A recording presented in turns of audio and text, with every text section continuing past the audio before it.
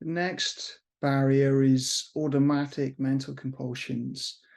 And this is an idea which is, I think, incredibly important for OCD recovery and not always emphasized or focused on, as far as I can tell. So, in the early days, OCD was seen as the physical compulsions, and then as understanding developed, people realized there's a lot more mental compulsions going on. And, sometimes in recovery, it's assumed that it's very obvious what a mental compulsion is and that it can be just dropped or it can be interrupted with a certain technique, and that this is an easy thing to do. And I think, really, to me, there are different levels of mental compulsions. There are very overt and obvious ones, which are easier to just let go of and just drop.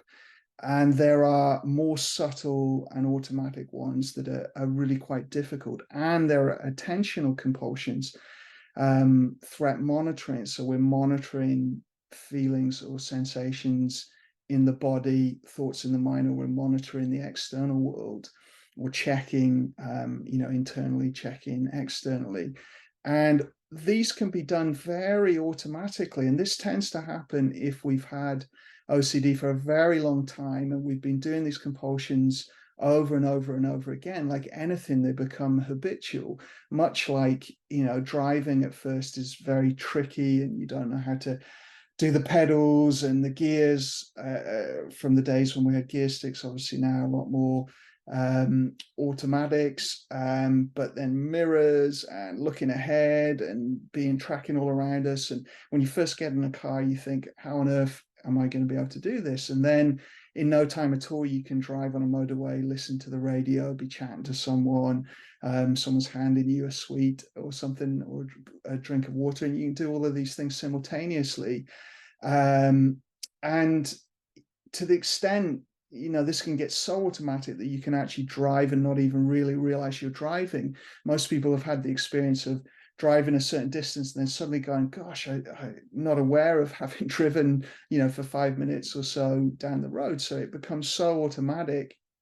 And this happens with our analytical thinking and our rumination. Our mind can just be spinning these loops continuously. And in neuroscience, this is called the default mode network, the midline structures of the brain that light up when people are just idling and they're being scanned, and they're not really doing anything in terms of a task to focus on. Their mind just starts running this default mode network. And there are positive things associated with the default mode network, like daydreaming and creativity, but there's also a lot of negative stuff associated with it, like self-referential thinking, thinking about our status in a group, ruminating, worrying, analyzing, and thinking about the problems in our life. And what the research shows is that 50 to 60% of the time, people are mind wandering away from the task they're doing. And a lot of the time it's on to this difficult, self-referential, judgmental, and often rerunning arguments, rerunning embarrassing memories, worrying about plans for the future, all these kind of difficult thought loops that are a lot like mental compulsions. And this stuff is just going on autopilot for almost everyone. And that's why you see, in modern society, everyone's has been gravitating towards things like mindfulness to try to help with that and to try to change that, because really, our modern culture conditions even more of this. We're not focused on hunting and gathering for long periods of times and then connected with a group, so there's less time for our mind to wander, and we're not doing single task focus that trains our attention anymore. We're having a lot of time on our own, and we're engaging with technology that increases even more of this rumination. So that's happening for everyone. And then in OCD, it happens even more. For me, with my OCD in the past, I would be doing mental compulsions throughout the whole day. I'd often be doing it for a few hours and not even realize. Then I'd come to and I'd be like, oh gosh, I've been going over this stuff and obsessing and ruminating and worrying about it. And that would be out with the main episodes of very intense emotion where it's kind of more obvious what was going on. But our minds can be just running these mental compulsions on continuous, and then we do it so much that it becomes an automatic conditioned habit, and most people just aren't catching it a lot of the time. And so yeah, you can do ERP work and someone's guiding you through that, and hopefully they're addressing mental compulsions. In my experience, working with a lot of clients, they may not even be addressing that. They might be more looking at the physical compulsions, or putting in techniques like saying maybe, maybe not, or agreeing with the OCD, flooding and spiking the OCD more as a way to interrupt mental compulsions, or using scripts or other things to do that. And there's not always a lot of attention to, how do we catch mental compulsions, and then almost no attention to how do we catch these automatic ones. And I think it's huge for OCD recovery, because it's reinforcing the OCD cycle and the loops all the time, and it's very subtle and it's very hard to catch. I think that some people have brought mindfulness into OCD therapy and ACT into OCD therapy for these reasons. Metacognitive therapy as well being another therapy that really goes after this process. And I think we need to acknowledge that it is hard to catch mental compulsions, and it takes training and practice. And for me, it really was not as simple as just knowing what's going on and then just dropping it. Really, if it was that simple, um, then everyone would be able to master meditation immediately, because you'd be told, okay, your mind's wandering away from your focus, it's going off into analytical thinking and ruminating, sometimes unpleasant things, sometimes pleasant daydreaming, but it is wandering off. Just got to catch it, let that go, and come back to the focus point. And in reality, that just isn't that simple. And a lot of the time it's so intense, so fast, so overwhelming and disorientating that people just don't know what they can drop and what they can let go of, versus what is the obsession, the automatic part. And it links to the secondary spike theme that we just mentioned, where that could be re-triggering and restarting new thought loops and new mental compulsions. So we drop one set of mental compulsions, then our mind throws up a secondary spike, and then we're off into it again. So I think the antidote to this is really getting a lot better at diffusion. So really training that technique of being able to step back and observe our mind and not get caught in it. And this takes a lot of practice. Basic mindfulness skills will help.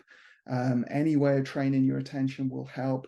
But I think, in my experience, the specific ACT skills, the ones we put on the channel, and things by people like Russ Harris and Steve Hayes and other people in ACT, those skills of diffusion are going to be one of the most helpful tools here to get stronger at, to catch this. Another thing we can do is work a technique called dipping in and out the stream, which is something that Russ Harris has developed more recently, where you spin the analytical thinking on purpose. You get that loop going, and you practice your diffusion skills, and then you refocus on the world around you, what you're doing, and you get caught up in it again, spin it again, and then you diffuse and then refocus. And the going back and forth is a really helpful way to learn what it's like to be caught in thinking processes you can control versus what you can let go of, and then allow the automatic stuff to pop up and leave it alone, basically, and then engage in life. So this would be one of the key practices to work on. If it's hard to even start that, then lots of dropping anchor, lots of diffusion until you get better at that, then working dipping in and out the stream with easy, pleasant loops, then with mildly difficult loops, and then finally moving on to OCD mental compulsions when we feel quite strong with that skill. And this was developed out of inspiration from metacognitive therapy. Russ has acknowledged that there was inspiration there, and also the work of Francisco Ruiz in how to use ACT with rumination. So you look at those resources and train those approaches as well, will work well. But dipping in and out the stream is my favorite technique these days for helping people with mental compulsions. I think it fast tracks that process very quickly.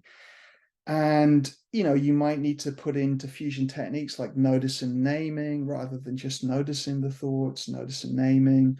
maybe longer naming techniques, like I notice I'm having the thought, and then whatever the thought is, you can look at all that on the channel and work those skills through the diffusion videos.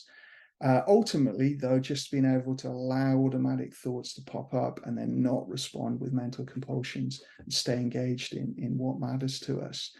And so it takes a lot of practice. It's not an easy thing to do. And just because a therapist who has a very precise thinking process and doesn't struggle with OCD, or, may have struggled with OCD but has recovered and it's all very simple for them now, just because they say it's a simple thing to do, it isn't. It takes a lot of practice for everyone. And just look at people's experience with ruminating and mind wandering, and how everyone's looking to improve their focus. Everyone in the business world, sporting world, elite performance, frontline responders, Marines, and the Army, and everyone else. Everyone's wanting to train attention and focus, because everyone knows it's not easy for humans to focus. It takes practice, and it's very hard to diffuse as well, to step back from the thoughts when they're very intense. So yeah, this is the next major barrier. It's these automatic compulsions, learning to catch them, improving the diffusion skills, improving dipping in and out the stream. The other thing we can do as well, actually, is set our intention to catch these. This is very important. As you start the day, just saying to yourself, okay, I'm going to try to catch the automatic mental compulsions and use my skills. And really having that deeply in our mind as a goal and intention goal for the day, that will more likely cue the behavior of diffusion and refocusing. So it's really worth putting that intention and then reflection at the end of the day. How did I get on? So yeah, they would be the main ways to work on it. Give it a shot and let me know how you get on.